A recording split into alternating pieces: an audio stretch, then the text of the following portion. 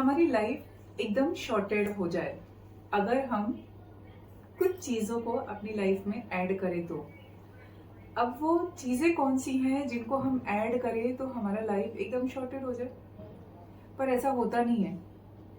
शायद ही 1% लोगों की लाइफ एकदम शॉर्टेड हो, एकदम अच्छे से चल रही हो, उनकी लाइफ में कोई प्रॉब्लम ना हो, वो हर चीज़ को परफेक्टली कर पाते हो।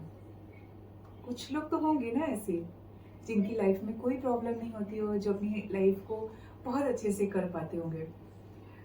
अब आप सोचो कि अगर हमारा मन,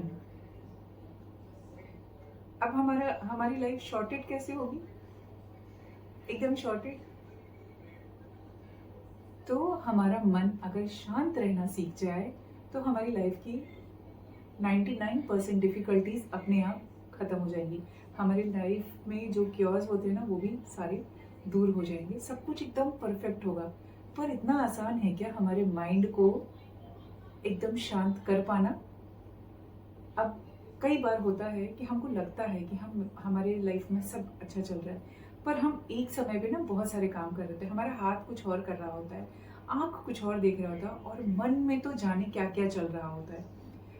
सिंपली अगर सुबह उठने के बाद मैं मेरी बात करूं कि सुबह सो के उठने के बाद बेड पे ही होते टाइम जब मैं मेडिटेशन के लिए ट्राई करती हूँ या बैठते, एक एग्जांपल दे रही हूँ, तो उस टाइम होता है घड़ी में टाइम कितना हो गया, इतनी देर बाद मुझे ब्रेकफास्ट बनाना है, मुझे ब्रेकफास्ट में क्या बनाना है, फिर मुझे पूजा भी करनी है, घर में झाड़ू भी लगाना है, बच्चों को भी उठाना है, आज उनको क्या पढ़ने के देंगे, लंच में क्या बनाएंगे, फिर अगर कुछ और इधर उधर की बातें हुई रहेंगी वो भी माइंड में। तो माइंड के अंदर बहुत कुछ चलता रहता है, हमारा ब्रेन कभी शांत रहता ही नहीं है।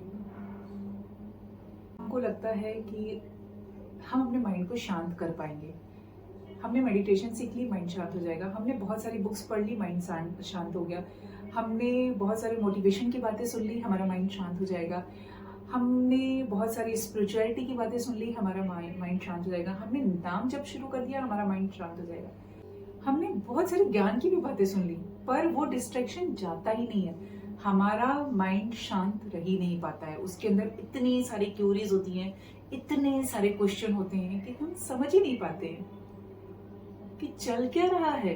हम स्पिरिचुअलिटी की बुक्स पढ़ लेते हैं, हमने नाम जप कर लिया, हमने बैठ के मेडिटेशन कर लिया, पर नहीं, कुछ भी काम नहीं आता है, माइंड शांत होता ही नहीं है। हम नाम जप कर रहे हैं, हम जप रहे हैं और दिमाग कहीं और चल रहा है, हम बुक पढ़ रहे हैं पर दिमाग कहीं और चल रहा है, हम कुछ कर रहे हैं पर दिमाग कहीं और चल रहा है। पता है ऐसा क्यों हो रहा है? क्योंकि हमने हमारे माइंड को ट्रेंड ही नहीं कर रहा। Keep your mind in current situation.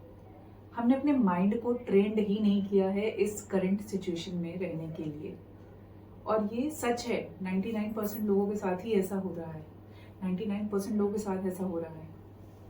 जो लोग बोलते हैं ना कि नहीं ऐसा नहीं होता है, मैं देखिए उनकी बातें नहीं कर रही हूँ, जो लोग टॉप लेवल के मेडिटेशनर होते हैं, जो गुरु होते हैं, उनकी नहीं, मैं आम इंसान की बात कर रही हूँ। शायद हमारे जो मेरे आम इंसान होंगे उसमें हमारे जैसे बहुत सारी लेडीज होंगी, बहुत सारे हाउसवाइफ होंगी, बहुत सारी वर्किंग वुमेन्स होंगी, बहुत सारे बच्चे भी होंगे, मेल्स भी होंगे, जो उस करंट सिचुएशन में अपने माइंड को नहीं रखते होंगे कि मैं यहाँ पर हूँ, मैं ऑफिस का काम कर रहा हूँ और मेरे दिमाग में कुछ और नहीं चल रहा होगा।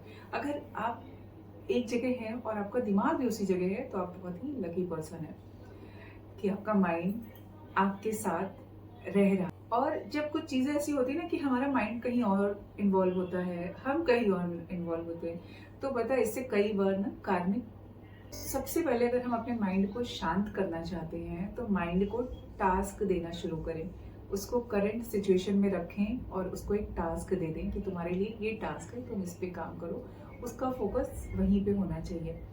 जब हम इस तरह से नहीं रह पाते हैं, नहीं रख पाते अपने माइंड को, तो बहुत सारे हमारे कार्मिक जो कनेक्शंस बोलते हैं ना, वो डेवलप हो जाते हैं कि आप, मैं तो यहाँ आपसे बात कर रही हूँ, पर मेरा दिमाग किसी और के बारे में सोच रहा है। वाई? ज़रूरी नहीं है, उसको यहाँ पर होना चाहिए। जो हमारे रिएक्शंस होते हैं किसी भी चीज़ को लेकर, वो हमारे कार्मिक ब्लॉकेजेस बनाते हैं, हमारा वो बंधन, कार्मिक बंधन, कि अब हम चाहते नहीं है किसी चीज़ की। अब आज की एक छोटी सी सिंपल सी बात बताऊं कि एक फ़ोन कॉल आ रहा था बहुत टाइम से, मतलब 2-3 मिस्ड कॉल हो गई, एंड एयरटेल वाला उस पर वार्निंग आ रहा था स्पैम कॉल का। मैंने अभी थोड़े दिन पहले ही मेरे फ़ोन से ट्रू कॉलर को हटाया, क्योंकि बहुत सारे ऐप्स अननेसेसरी होते हैं। मुझे लगा शायद ट्रू कॉलर इतना इम्पोर्टेंट नहीं है, अभी इतने सारे फेक कॉल्स आते भी हैं, ऐसा नहीं कि नहीं आते, पर ये अननेसेसरी है इतना। किस अगर फेक कॉल आता है तो पता चल जाता है इतना, मुझे लगा ऐसा, तो मैंने वो ट्रू कॉलर हटा दिया। खैर वो अलग बात है। फिर उसके बाद ना कई सारे ऐसे कॉल्स आते हैं जिसपे एयरटेल का ही वार्निंग आ जाता है कि स्पैम कॉल है, तो इसको नहीं उठाती मैं। पर आज सुबह एक कॉल 3 बार आया, एयरटेल की वार्निंग थी स्पैम स्पैम। पर मेरे माइंड में ऐसा लगा कि बड़ी बेटी घर से बाहर है, तो कभी इमरजेंसी सिचुएशन में बच्चा किसी और नंबर से भी कॉल कर सकता है ना, या कुछ परेशानी हो। और जब मेरे बच्चे घर से बाहर रहते हैं तो मैं अननोन नंबर उठाती हूँ। अगर मेरे बच्चे घर पर हैं तो मैं कोई भी अननोन नंबर नहीं उठाती हूँ, अवॉइड करती हूँ। और खास करके जब उस पर ऐसा स्पैम लिख के आए तो मैंने 3 बार तो वो स्पैम कट कर दिया, पर मेरे मन में पता नहीं क्यों बेचैनी हुई और मैंने कॉल बैक कर दिया। और उधर से फोन आया, गुड मॉर्निंग मैम, मैं वोडाफोन से बोल रही। लिटरली मैं उस लेडी के ऊपर चिल्ला पड़ी। मेरा पेशेंस जो है ना उस टाइम, क्योंकि मेरा माइंड एक तो घर के काम में सुबह सुबह बहुत सारी चीज़ें होती हैं ऐसे, और मैं उसके ऊपर ऐसे चिल्लाई ना कि क्या है आप सुबह सुबह ऐसे फ़ोन करते रहते हो कंटिन्यू, मतलब 3 कॉल ऐसे कर रहे हो आप। फिर फ़ोन मैंने रख दिया और मुझे फिर रियलाइज़ हुआ यार इसकी क्या गलती है, ये तो अपना जॉब कर रही है, इसको जॉब मिला है, वो करेगी। उनको कस्टमर को फ़ोन करना है, उनको अपने बारे में बताना है, अपने प्लान्स बताने हैं, तो ये उनका काम है। पर शायद मुझे रियलाइज़ हुआ कि कहीं न कहीं मैंने ये गलत किया, मुझे नहीं बोलना चाहिए इसको ऐसा। अब ठीक है, अब उस फ़ोन रखने के बाद भी ना मैंने वो नंबर को ब्लॉक किया, क्योंकि स्पैम और ब्लॉक करके फिर वो दोबारा उससे कॉल तो नहीं आएगा उस नंबर से। पर ऐसी चीज़ें हो जाती हैं जहाँ पर हम अपने कुछ जो कार्मिक बंधन होते हैं ना वो हम क्रिएट कर देते हैं। तो फिर सोचा कि अरे बहुत देर इस पे सोचने की ज़रूरत नहीं है, क्योंकि वो मेरा इंस्टेंट शायद रिएक्शन था और वो हो गया। क्योंकि मैं बार बार अगर उसी बारे में सोचती रहती तो मैं और ज़्यादा अपने को गिल्टी फील कराती। फिर मैंने वही किया जो मैंने रेकी में सीखा, कि रेकी के कुछ रूल्स हैं जो आपको एवरीडे करना होता है। तो मैंने फिर वही किया जो मैंने रेकी में सीखा कि भाई मुझे माफ़ कर दो। अब मैं उससे माफ़ी नहीं, मैं मांग रही हूँ इनडायरेक्टली उससे भी माफ़ी। यूनिवर्स से बोला कि मुझे माफ़ कर दो, मुझे नहीं पता था, और स्पेशली ये माफ़ी उससे ही है। तो अगर कुछ हमारा कार्मिक कनेक्शन रहा होगा कभी का और मुझे उसके ऊपर चिल्लाना होगा तो शायद मैंने चिल्ला दिया इनडायरेक्टली। पर ऐसी चीज़ें होती हैं हम सबकी लाइफ में, हमें सब कुछ बड़ा ही नॉर्मल लगता है, पर जब आप कुछ चीज़ों में बिलीव करने लगते हैं तब आपको लगता है कि हाँ ये कुछ तो है। और जब आप बिलीव करते हैं स्पिरिचुअलिटी में, जब आप बिलीव करते हैं कार्मिक बंधनों के ऊपर, जब आप बिलीव करते हैं भगवान के ऊपर, तो आपको सच में उन सारी चीज़ों का एहसास होने लगता है। कहने को हर किसी के लिए नॉर्मल चीज़ें, हम अक्सर दिन में जाने कितने लोगों के ऊपर, मतलब मैं तो खैर चिल्लाती नहीं हूँ, पर हमने देखा है कि जैसे होता है लोग अपने घर में काम करने वालों पे चिल्लाते हैं, ऑफिस में भी होता है ऐसे कि लोग चिल्ला देते हैं अपने से छोटे लोगों के ऊपर। एक कंट्रोल नहीं हो पाता है, ऐसा लगता है कि बस सिचुएशन क्रॉस हो गई, पर शायद उस सिचुएशन को हम अलग तरह से हैंडल कर सकते थे। अब वो एक रिक्वेस्ट भी कर सकते थे कि भाई कंपनी वाले क्यों ऐसा टास्क देते हैं, अगर मुझे प्लान पसंद आएगा तो मैं स्विच कर जाऊंगी भाई एयरटेल से वोडाफोन, इतने ऐड आते रहते हैं, ज़रूरत क्या है। पर ठीक है, ये भी एक जॉब है, वो जॉब कर रहे हैं। तो थोड़ी देर बाद मुझे ऐसा रियलाइज़ हुआ कि ये जो जनरेशन ये काम कर रही है ना वो कर भी पा रही है। क्या आजकल के बच्चे जो यंग जनरेशन आ रही है जिसको हम जेनजी कहते हैं, वो ये काम करना पसंद करेंगे? खैर पेट की बात होती है, जॉब की बात होती है, तो लोग करते ही करते हैं, पर इतना पेशेंस कि कोई चिल्ला रहा हो और उसको हम शांति से सुन ले। खैर मैंने उसके रिएक्शन का वेट भी नहीं किया था, मैंने सिर्फ इतना ही बोला क्या मैडम आप सुबह सुबह कॉल करते हो ऐसे, और फ़ोन को कट करके मैंने उस कॉल को ब्लॉक कर दिया। तो मुझे लगा कि भाई शायद मैंने गलत किया, मुझे उस लड़की के ऊपर जो भी है उसके ऊपर नहीं बोलना चाहिए था। पर अब मुंह से निकल गया, इंस्टेंट रिएक्शन था, मेरा भी माइंड कहीं और था। तो होता है कि हम अपने प्रेजेंट में अपने माइंड को अगर नहीं रखते हैं ना, तो ऐसी गलतियां होती हैं। तो कोशिश करना होता है कि हमको अपने तो कोशिश करना होता है कि हमको अपने माइंड को प्रेजेंट सिचुएशन में रखना, क्योंकि हमारी लाइफ की आधी से ज्यादा प्रॉब्लम उसी वजह से होती है। किसी ने हमसे कुछ कहा था, आज वो हमारे दिमाग में चल रहा है और हम उस पर आज रिएक्ट कर रहे हैं, किसी और से उसके बारे में बात कर रहे हैं। हम आज यहाँ पर हैं, हमको कल किसी ने सुनाया था, हम आज वो सोच सोच के दुखी हो रहे हैं। तो ये सारी चीजें जो होती है ना, ये हमारे को जीवन में बहुत कुछ सिखाती हैं कि हमें ऐसे नहीं रिएक्ट करना है, हमें इन चीज़ों को ऐसे नहीं लेना है, हमारे अंदर वो पेशेंस आना चाहिए, हमें चीज़ों को समझना चाहिए। पर शायद वो एक दिन में नहीं होता है, वो धीरे धीरे धीरे प्रैक्टिस से ही हो पाता है। कार्मिक पैटर्न चेंज करना इम्पोर्टेंट है। एक सिचुएशन में होते हुए ही लाइफ के सेम प्रॉब्लम्स को, सेम पैटर्न से बाहर आना बहुत ही इम्पोर्टेंट। अब देखा जाए तो लाइफ विदाउट लॉजिक कुछ भी नहीं है। लाइफ में लॉजिक बहुत इम्पोर्टेंट है, और मेरा लॉजिकल ब्रेन तो इतना काम करता है कि पूछो मत। मतलब ये चीज़ ऐसे है तो ऐसे क्यों, वो चीज़ वैसे है तो वैसे क्यों। मतलब कि हर चीज़ में लॉजिक बहुत अच्छी बात है, लॉजिक का होना। लॉजिक अगर रहेगा तो लाइफ और भी मज़ेदार होगी। पूछिए क्यों?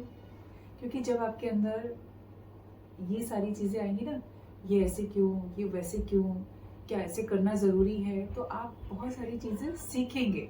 जब आप नई चीज़ें सीखेंगे, उस पैटर्न को अपनी लाइफ में लेकर आएंगे, तो आपकी लाइफ और भी डिफरेंट हो जाएगी, आपकी थॉट चेंज हो जाएगा, आपका पूरा नज़रिया चेंज हो जाएगी, आपकी पर्सनैलिटी चेंज हो जाएगी, आपके जो सोचने का पैटर्न है वो भी एकदम से 90 डिग्री घूम जाएगा। तो लॉजिकल होना बहुत ही ज़्यादा ज़रूरी है। जैसे कि हर भगवान की ना एक फ्रिक्वेंसी होती है, अलग अलग तरह से। जैसे हम नाम जप करते हैं, भगवान को याद करते हैं, या कई सारे ऐसी चीज़ें होती हैं ना, कि जैसे कुछ मंत्र हैं जो हमारे जीवन में लगता है कि ये जप करेंगे तो ज़्यादा अच्छा होगा, इस भगवान की पूजा करेंगे तो हमें ज़्यादा फल देगा। कोई बोलता है शंकर जी को, कोई बोलता है हनुमान जी को, और हर कोई अपने अकॉर्डिंग अपने भगवान को चूज़ करता है। हमें लगता है ये भगवान हमको ज़्यादा देंगे। अब शायद काम नहीं बना तो चलो आज अगर शंकर जी से काम नहीं मिला तो कल हमने हनुमान जी को पकड़ लिया, और फिर हनुमान जी से काम नहीं मिला तो हमने फिर राम जी को पकड़ लिया, और पता चला जैसे हमने राम जी को पकड़ा हमारा काम बन गया, तो हमारा विश्वास हो गया कि राम जी ने हमारा काम करा दिया। पर आपका काम आज बना, इसके पीछे बहुत दिन की मेहनत है। आपने जब शंकर जी का जप किया, आपने जब हनुमान जी का जप किया, और आप जब राम जी तक आए, तो आपने जो जप किया ना, वो इतना हो गया था। राम जी के लिए तो आपने इतना किया, पर अब जब से वो पैटर्न फॉलो कर रहा है कि आपने शंकर जी के लिए किया, आपने पहले शंकर जी के लिए किया, फिर आपने हनुमान जी के लिए किया, और फिर राम जी के लिए किया, तो टोटल ओवरऑल इतना हो गया। तो आपका जो कर्म था, आपकी जो फ्रीक्वेंसी थी नाम जप की, या आपने कोई मंत्र पढ़ा उसकी, वो कितनी थी। तो आपका बिलीव सिर्फ राम जी पे आया, पर आप मानो तो पीछे आपने बहुत कुछ किया। तो ऐसे हमारी लाइफ में होता है, हमको लगता है कि हमने तो ज़्यादा कुछ किया नहीं पर मिल गया। पर जब हम सच्चे मन से करते हैं तो हमें वो चीज़ें टाइम लेती हैं। हम जो वेटिंग टाइम होता है ना, अच्छा किया कि थोड़ी देर शंकर जी को भी याद कर लिया, थोड़ी देर हनुमान जी को कर लिया, और फिर राम जी को कर लिया, हो तो इतना गया सबको। पर आपको ऐसा लगा कि सिर्फ राम जी ने मुझे मेरी लाइफ में सब कुछ अच्छा अच्छा किया है, तो मैं राम जी को ही मानूंगा। आप मानिए, किसी को भी मानिए, पर आपने जो पेशेंटली इतने दिन वेट किया, आपने उसमें नाम जप किया, आपने कुछ और भला बुरा तो नहीं किया ना, आपने अच्छा काम किया, तो आपको रिजल्ट भी अच्छा ही मिला। पर रिजल्ट कब मिला? समय पर मिला। अब आप शंकर जी का करते, हनुमान जी का करते, या सिर्फ शंकर जी का ही करते करते यहाँ तक आते, तो भी आपको रिजल्ट मिलता, क्योंकि वो समय आना था, आपको इतना वेट करना था। तो आपने इतना वेट किया, पर थोड़ा सा माइंड में डिस्ट्रैक्शन आया, तो ऐसा हम सभी के साथ होता है कि हम अपने मन को शायद समझा नहीं पाते हैं, तो उसके लिए भी ज़रूरी हो जाता है कि हमें थोड़ा थोड़ा मेडिटेशन सीखना चाहिए और उस पर ही फोकस करना चाहिए। जैसे जब मैं कोई मंत्र सीखती हूँ ऐसे, और जब मुझे वो याद हो जाता है तो होता है ना कि हम फिर फास्ट फास्ट फास्ट फास्ट पढ़ते हैं, पर उसकी एनर्जी और उसकी फ्रीक्वेंसी, जैसे कि मंत्र कृष्णाय वासुदेवाय हरे परमात्मने प्रणता क्लेशनाशाय गोविंदाय नमो नमः। तो जब मुझे ये याद हो गया ना, तो मैं फटफट फटफट ऐसे पढ़ती थी, कृष्णाय वासुदेवाय हरे परमात्मने प्रणता क्लेशनाशाय गोविंदाय नमो नमः। तो फटफट फटफट पढ़ के कर लिया। फिर कभी कभी ऐसा होता है, टाइम लगता है ना कि टाइम है, चलो थोड़ा कभी कभी हम खुद से भी ये करते हैं, तो उसको मजे से बैठ के पढ़ें।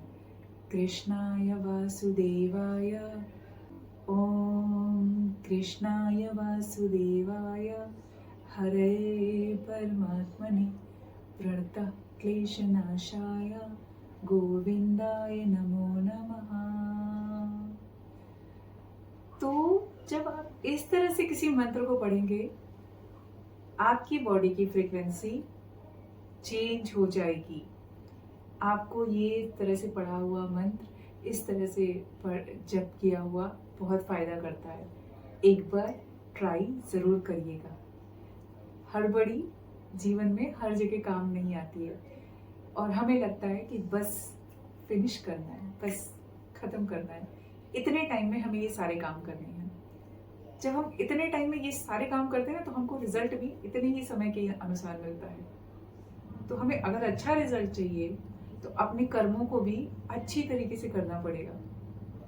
हम कैसा बनना चाहते हैं वो हमारे ऊपर डिपेंड करता है। सब चीज़ एकदम से नहीं मिल जाता।